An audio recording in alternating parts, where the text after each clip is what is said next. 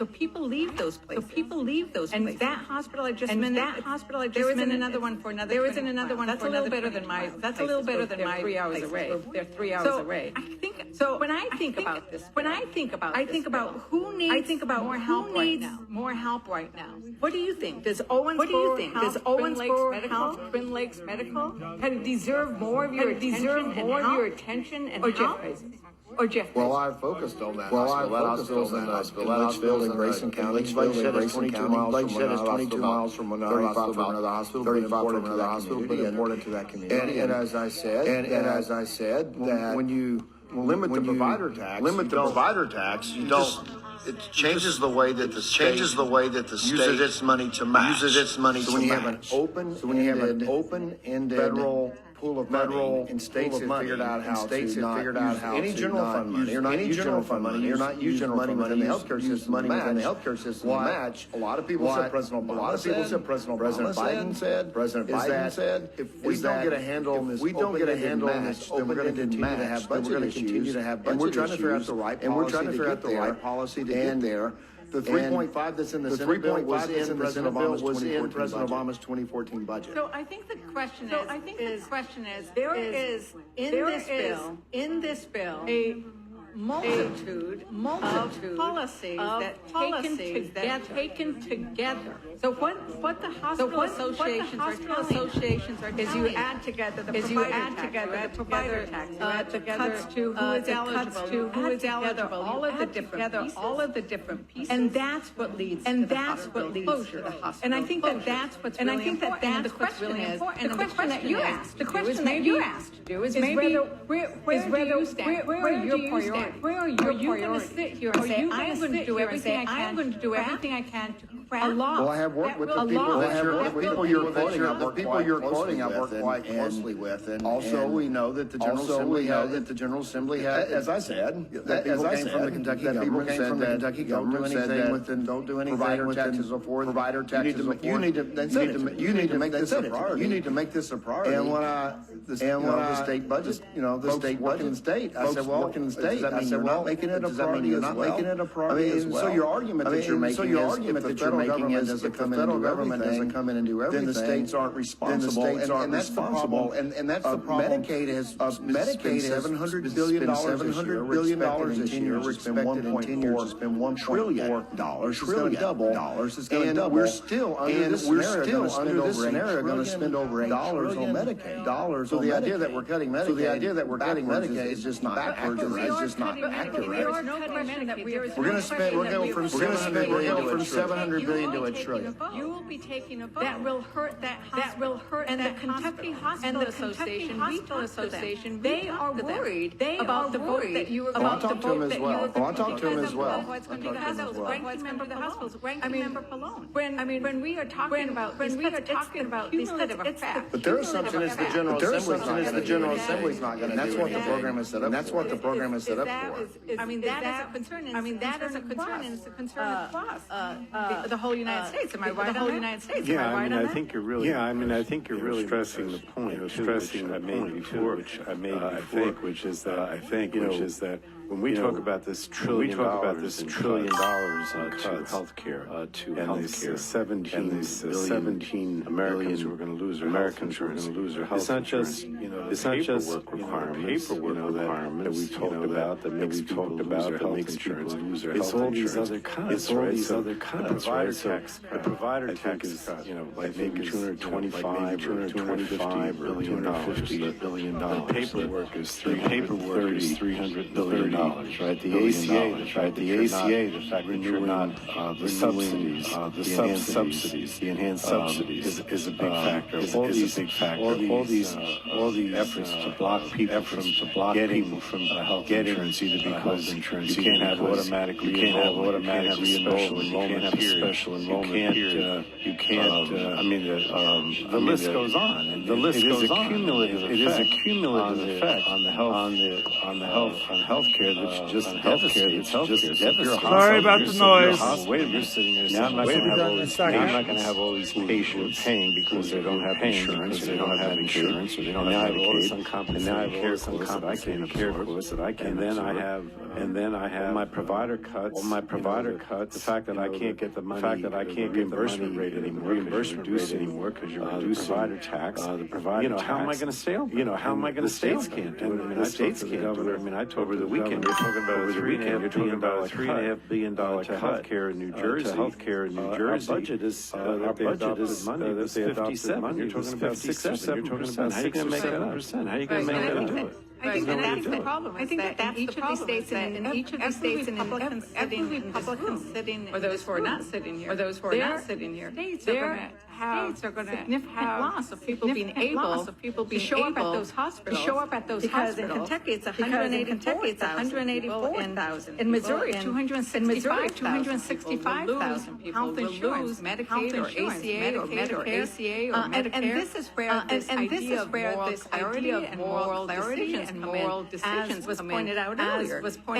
It seems that in order to have some of that moral clarity, you might need to decide to not run for re-election because you're going to get attacked. But we're hearing it from Republican Senator Tom Tillis.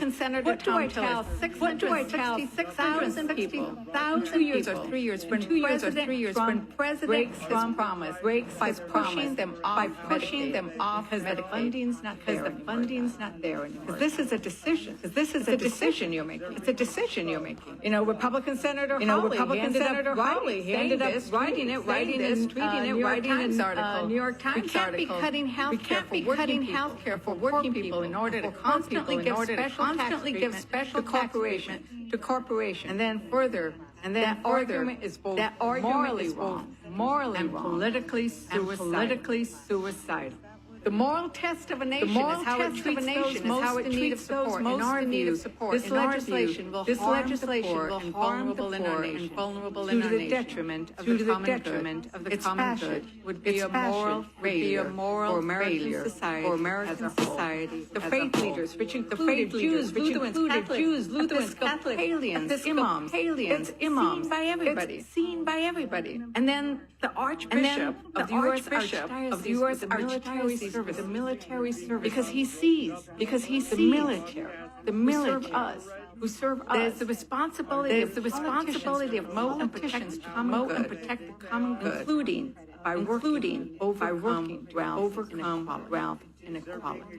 And that's what we are here to decide to do. Because in the end, these cuts are in order to pay for the tax break, for the tax break. That's the problem. If it was just we don't have enough money, we're going to figure this out, we're going to work it out with the Commonwealth, that would be Commonwealth. That would be different. But that's not what we are dealing with today. We're making these cuts in order to have the one-to-one that the Freedom Caucus wanted, or end up settling. That is the problem.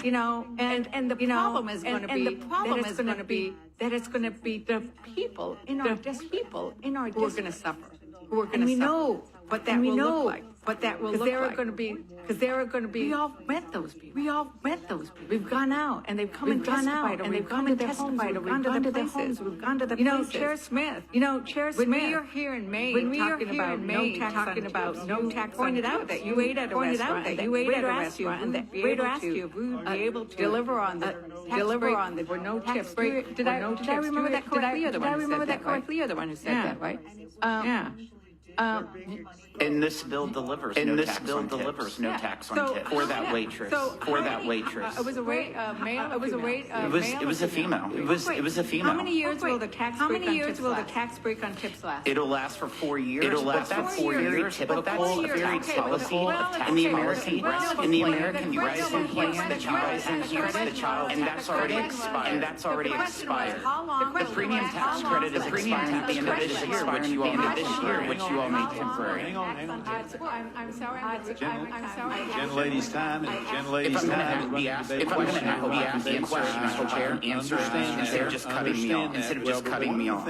Well, but one of the things we need to work through the chair is to work through the chair instead of getting into a discussion with each other.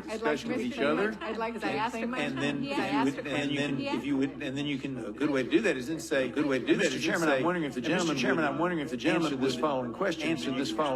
Chair, we don't get it. I know, I'm just saying. I know, I'm just saying directly. Instead of doing it directly, it works better if you run through. Chair Smith pointed out that the tax break on tips lasts for 4 years. For 4 years. So maybe I'll ask the ranking Representative Morgan here.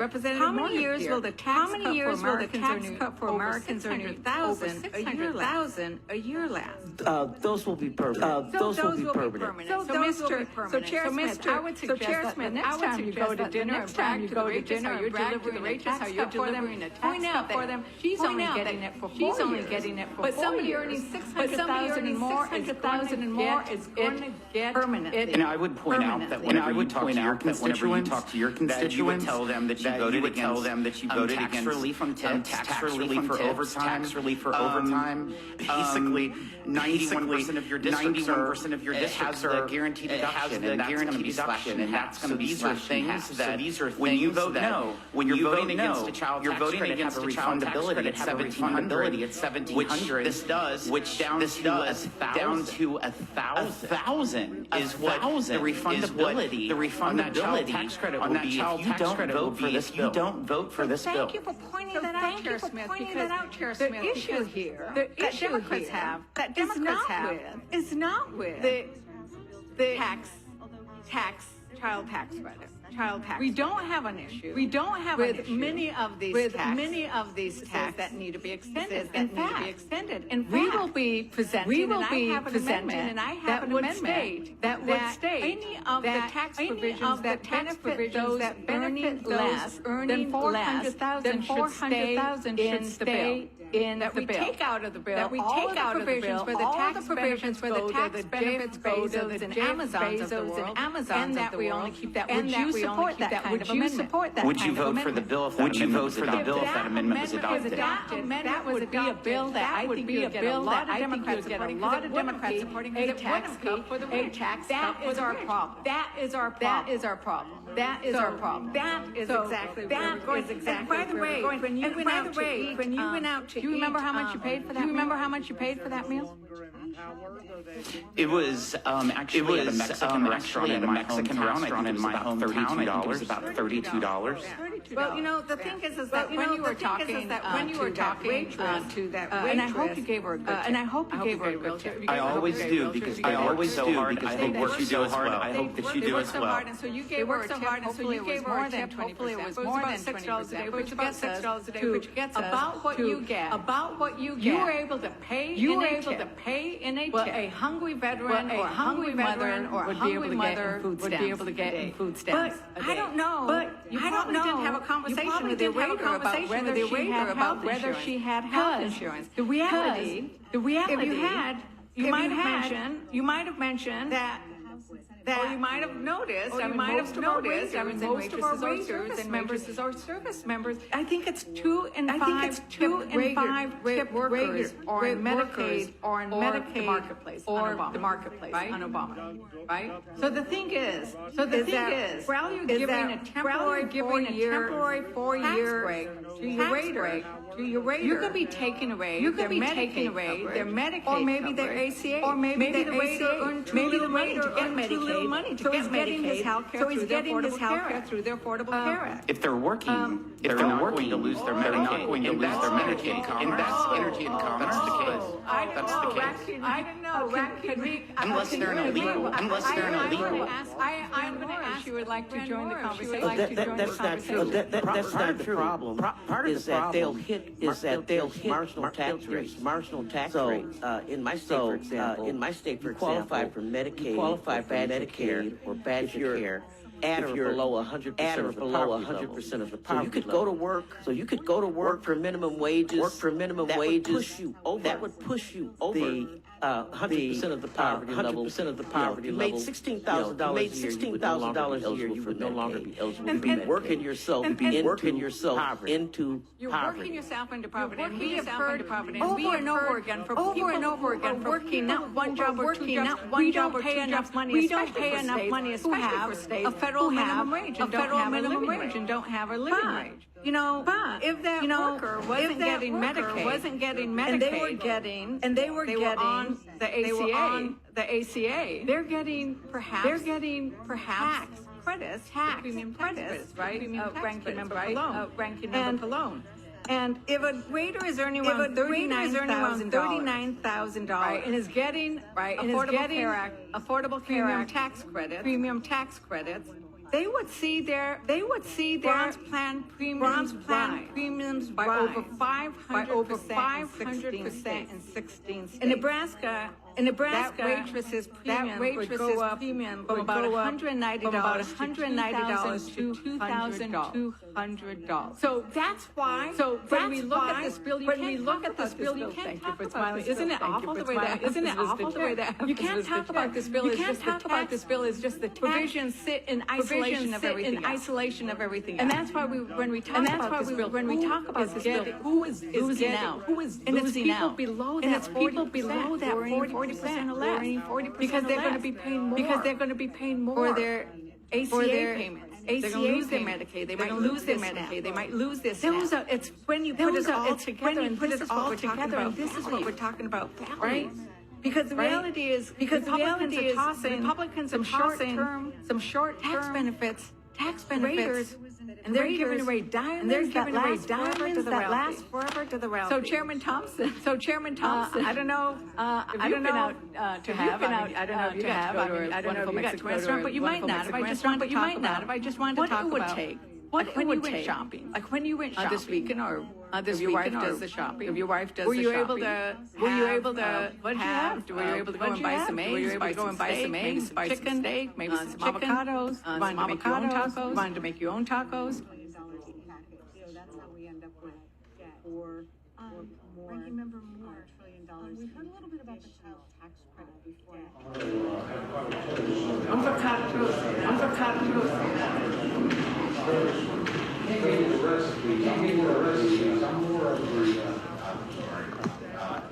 I'm the secondary team when it comes to cooking. But I can tally those avocados. If we sent somebody who was on SNAP into a store to buy groceries, for 3 meals a day. For 3 meals a day, she would not be able to buy an avocado. She would not be able to eat. I'm sure you're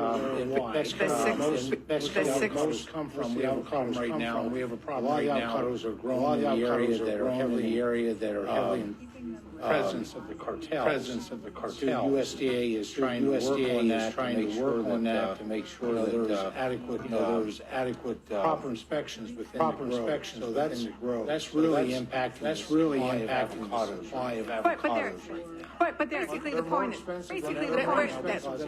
so much is more expensive than ever. So much is we now have a tracker that tracks how things are more expensive. People might want to check it out. But that's the problem. It's not just avocados. I went in Clayton, New Mexico. Another one of my beautiful great grocery store. You know, we have a problem with grocery stores because there aren't enough of them. This guy has a beautiful store.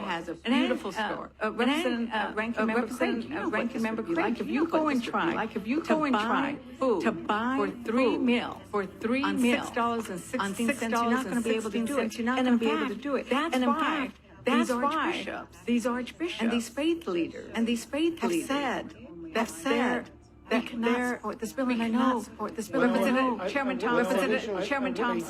You named a few denominations, but I wish they were better informed. I wish they would be more discerning where they get their information. The fact is, everything we're proposing maintains inflationary adjustment, which would respond to what you're talking about. Cost, whatever the reason is, would be taken into consideration for determining SNAP benefits.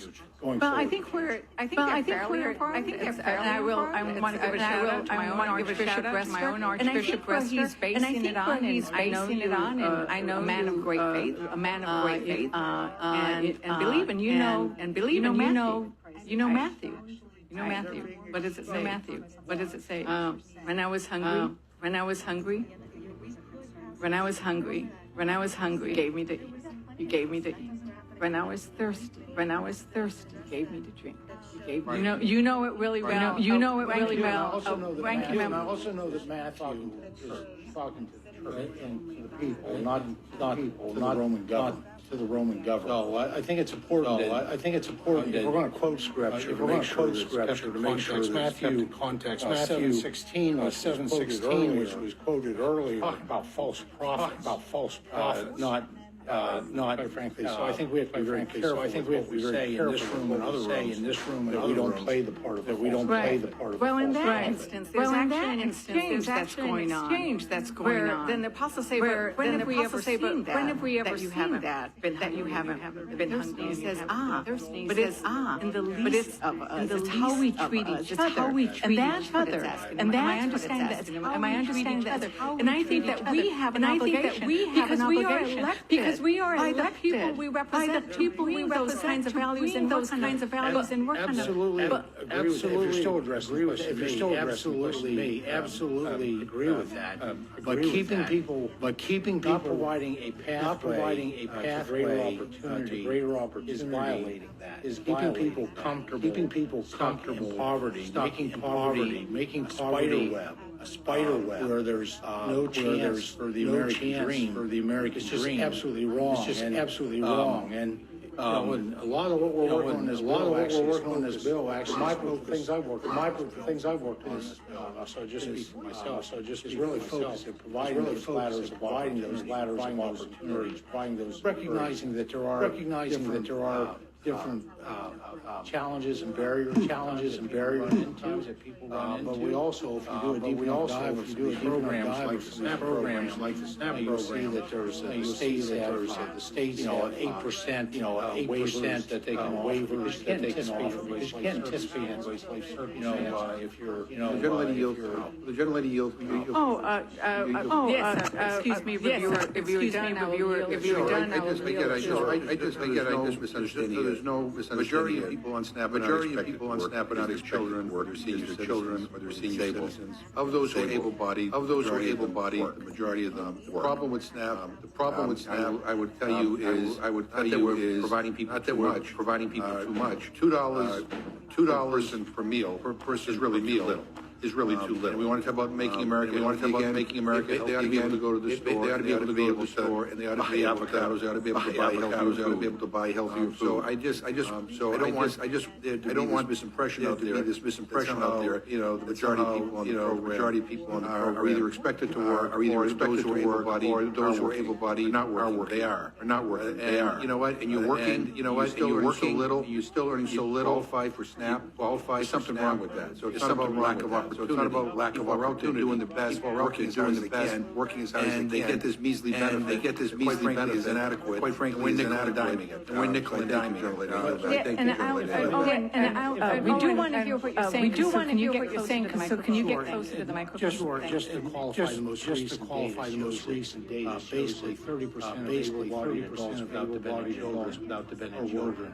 30%, 70%. We're just talking about demographics, able-bodied adults without a disability. So they don't have dependent children. 70% are not working. 70% are not working currently. They're on the Ranking Member Craig, you wanted to. Well, I'd just like to also fiscal year 24 data, more than 24 data, more than 70% of SNAP, almost 70% of families with children, families with children, more than 37% are in families with members who are older adults or disabled. So look. the ranking member said, most able-bodied in America, folks in America can work, who are on SNAP, are already number of children. But I keep coming back to this concept that somehow the Senate sent us a bill, and we can't ignore it. And we can't ignore it. Maybe it wasn't there when it went over to the Senate, when it went over to the Senate. But as a body, we have to now what they sent back to us, and I just sent back to us. This idea that our veterans, former foster youth, homeless are going to lose their access to nutrition benefits.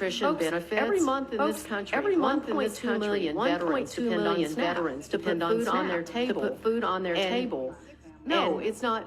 No, it's not food that's on their table. It's supplemental. That's the name of the damn program. That's the name of the damn program. For a reason. That's because they aren't making enough to be able to afford a day or weeks worth of groceries for themselves and their families. And this idea we keep saying that able-bodied adults, you cannot tell me and even try to say that you can look who served this nation in war, or served our country, signed up to serve our country, that somehow they're not willing to go to work. All kinds of circumstances in which we know our veterans face when they risk a higher degree of food security. They have a much higher risk of food than non-veterans. 33% of disabled veterans and 20% of unemployed veterans are working age and food secure. So look, it may not have been a deal you liked to cut, but this was the right deal for our nation's veterans, for former foster youth, their feet under them, for homeless individuals in this country. Every year, 20,000 young adults age out of the foster care system, higher rates of food insecurity. And so it's not enough to me to say that with just voting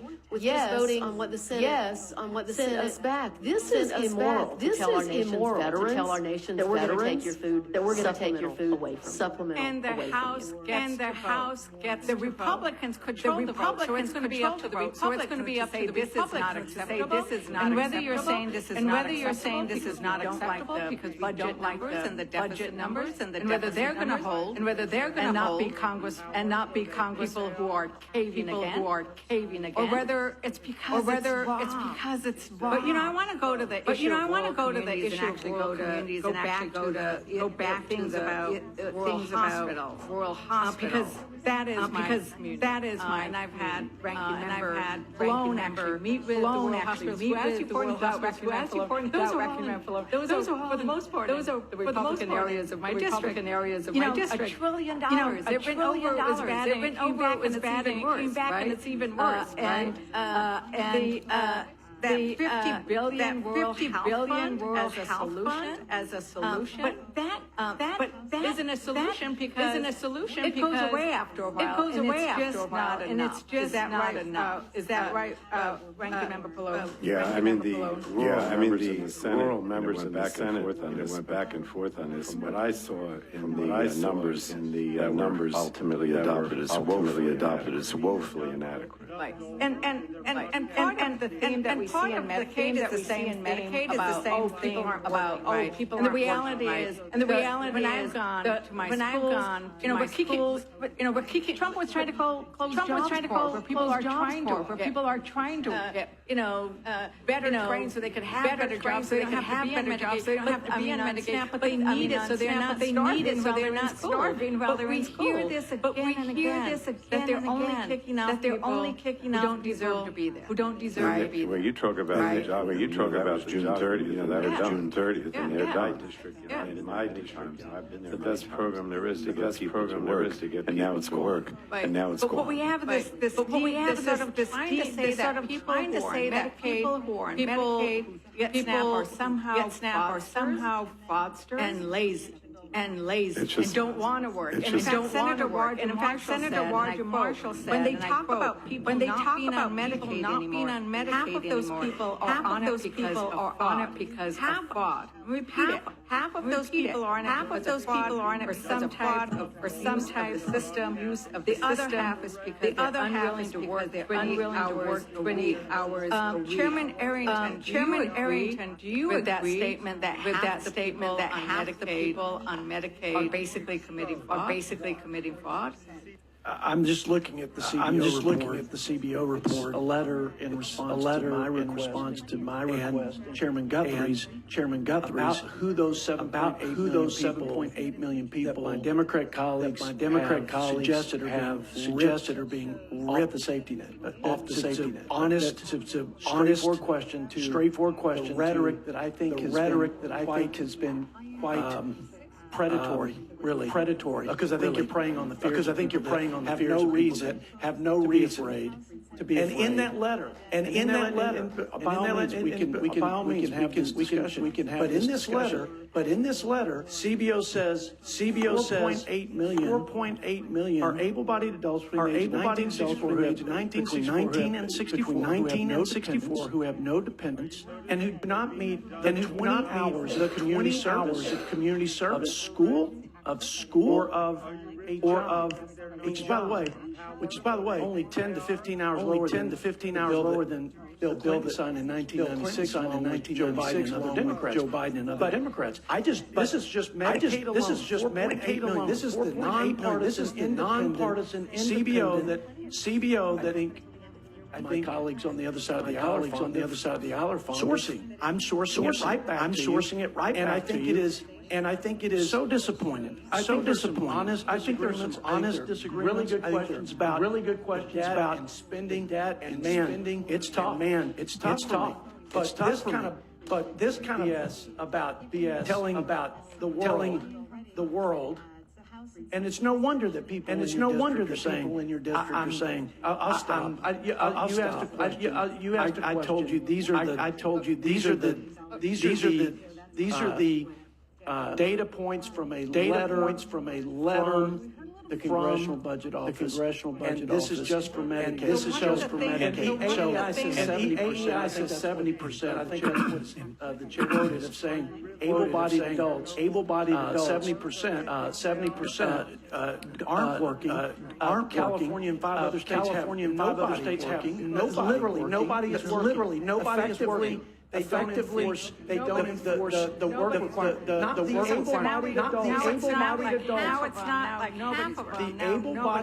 able-bodied adults in California on SNAP are not required. They're not required. There's no 4 or 5 other states similarly situated.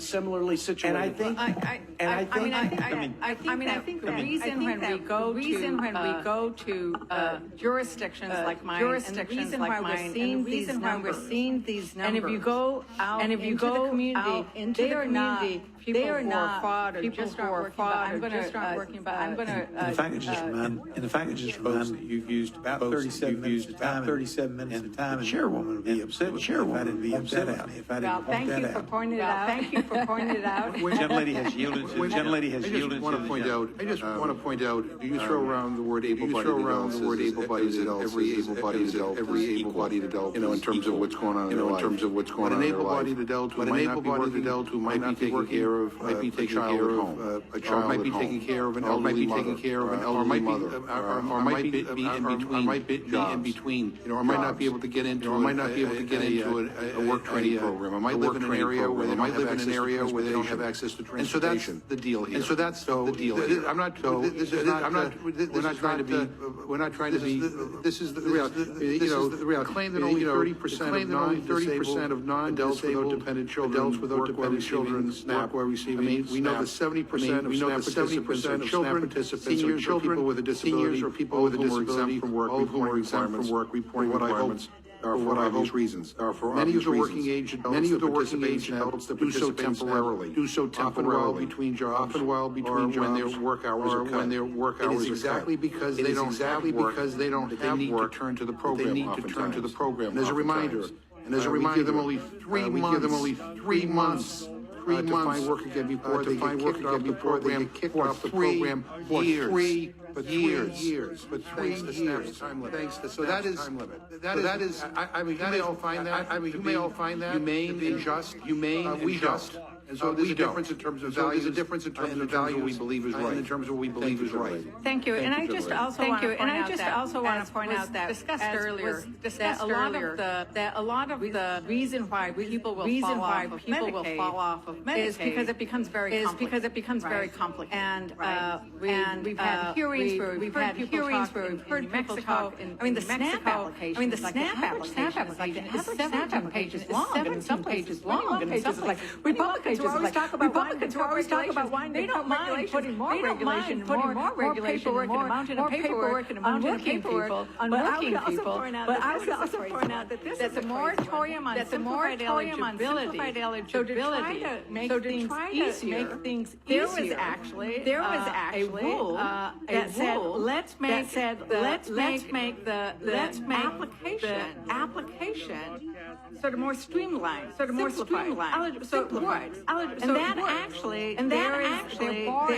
They're borrowing that. So not only are they trying to sort of make it harder for you, but they actually are getting rid of the rule to make it easier to apply. Because I'm running out of time, I just wanted to touch quickly on the tax credits, and I'll try to be quick. So I wanted to just touch quickly on the issue of the energy tax credits and the fact that we are seeing energy costs, and we discussed earlier that they did get rid of the tax, the new tax on renewable. We are still going to see rising energy costs from this bill. And I think that is just something really important thing. Mr. Chair, I would like to enter into the record energy innovation, federal credits, energy tax credits, make energy more affordable, a meta-analysis, and I know you're going to ask me for the date. It is March 2025. Without objection.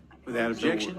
And what this goes through, and what this seen lots of documentation. The tax on renewable energy would have been really bad. But the fact that they are pulling out of renewable energy projects that are benefiting Republican states primarily. Because they're wind projects, right? Because they're wind projects. Once again, I represent an area with huge Republican power. We have lots of wind power. We have lots of. But the idea that earlier, we shouldn't be subsidizing. We need to remember. We subsidize oil and gas and fossil fuels.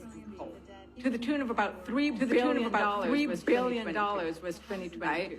And now they're decreasing the royalty rate on oil and gas. They're going to make another.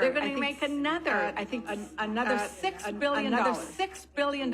So we are constantly subsidizing fossil fuel, and it's sort of like the renewable energy is where it's at, right? That's the next one, right? That's the next one, and we need to do a lot. It needs to be a little bit of. But what they want to do is say, we don't really want to use electric lamps. We shouldn't really put any of our correspondence and email. Send it all email. We should send it by paper post. I mean, let's keep the buggy. Horse and buggy. Who wants a gas-fired? But that's what they're doing. That's what they're doing. That's what they're doing.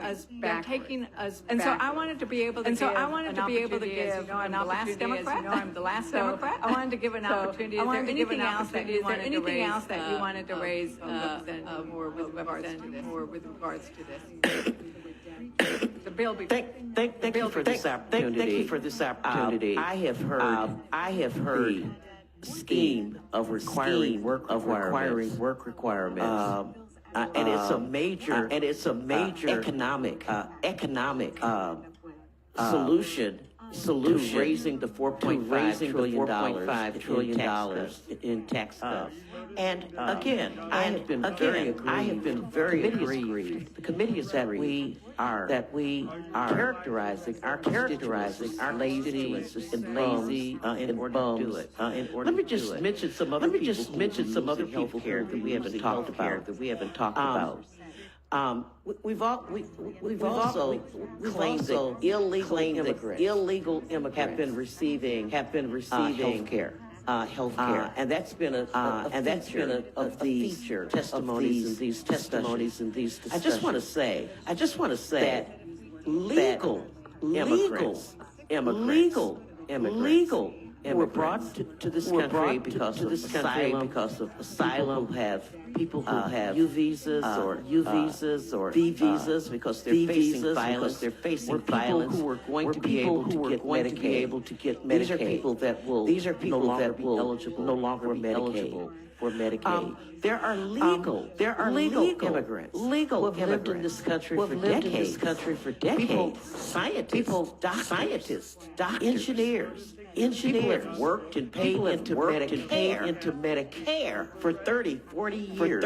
Who will no longer be eligible for Medicare, even though they have paid into the system. I'm going to try to move along, but I did want to make sure that Ranking Member Boyle, was there anything else you wanted to raise? I take it the Medicare issues, aggressive manner in a transfer of wealth to the wealth. Did you want to add anything else? He's signaling me to stop. He's signaling me to stop. Yes. To you, if there's anything else. You want to add. No, I will just say briefly. I know we've been here all afternoon, but given the importance of this piece of legislation, it is certainly warranted. It is certainly warranted. Last bite of the apple. Let's not lose the forest. Let's not lose the forest through the trees. I come back to how I began this 5 hours ago. The reality is that if this becomes law, that if this becomes 17 million Americans will lose their health care. Millions more will lose their nutrition systems. Millions more will be impacted by these devastating cuts. All to help pay for tax cuts that are skewed toward the top 1%. That is the bottom line. That is the headline about what this bill is really about. There's a lot there, 1,000 pages. Figuring out some things that were minute by minute on the Senate floor as horse trading was going on. Nothing can obscure that overriding millions of lives adversely affected by this legislation. I yield back. Thank you. And the last thing is, it's not just the wealthy. There are some trees that are really problematic. And I think that earlier the elimination of a silencer, firearms, and short barrel rifles and shotguns that would cost $1.7 billion.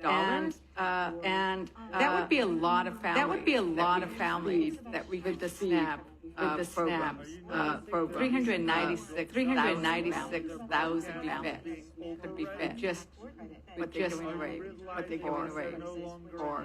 the silent, the mafia tax, the mafia. Is there anything else? You'd like to add?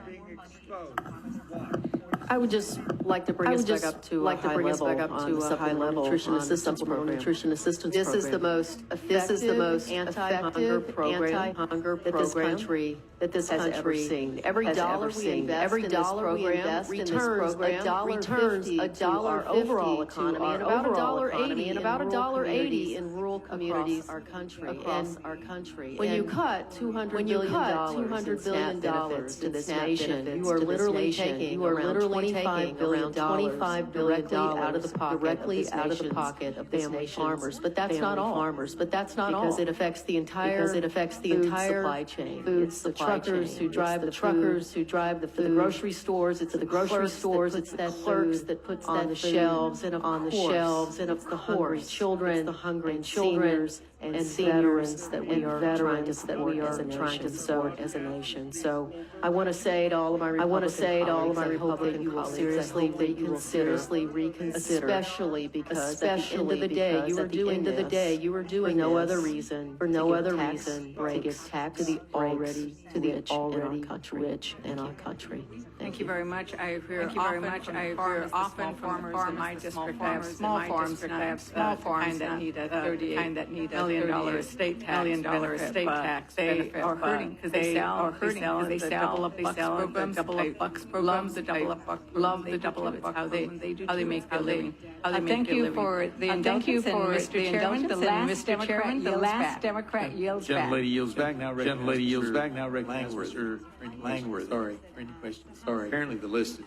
I'm not going to ask any questions. I want to salute each of our committee chairs for the diligent work that has gone hundreds of hours over the last 14 months. This reconciliation process. I really salute Chairman Guthrie for the work of the Energy and Commerce Committee. My colleague brought up the Clinton era work reforms, and these are bringing accountability and fundamental fairness. As I travel around businesses and talk to factory floors, they are saluting the fact that the people can work and choose not to work and choose not to work that they work hard to provide for their families. I think that it's take a lesson from a Democratic president and bring it into the future. Something that is going to help bring fundamental fairness and equity across the program. So thank you, and I yield back.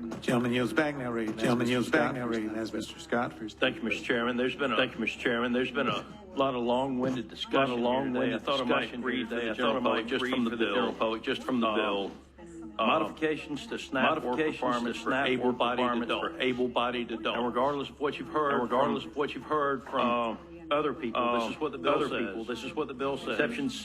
Exception 6(o) of the Food and Nutrition Act of 2008 is amended by striking paragraph 3 and inserting the following. Exceptions. Paragraph 2 shall not apply to an individual if the individual is under 18 or over the age of 65. If you're under 18 or over the age of 65, none of the SNAP changes impact. That's what's written in the bill.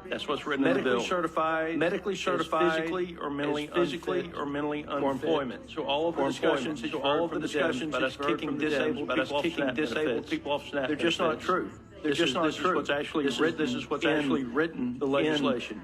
A parent or other member of a household with a dependent child under 14 years of age. Otherwise exempt under Section a pregnant woman, and it goes on from there. Anybody under 18, over 65, medically certified who's physically or mentally unfit for employment is exempt from any of the changes. All this talk that we're kicking disabled veterans and all, it's just a flat out lie. Now, with regard to the matching funds. What we have said here is that if you have an error rate of less than 6%, federal share of the cost of the allotment described in paragraph 1 for that fiscal year shall be 100%, and shall be 0%. If you're a business owner, and you've got a 6% error rate, you know what you are? You're bankrupt. The federal government owes it to the American citizens. Have better than a 6% error rate on people's SNAP benefits.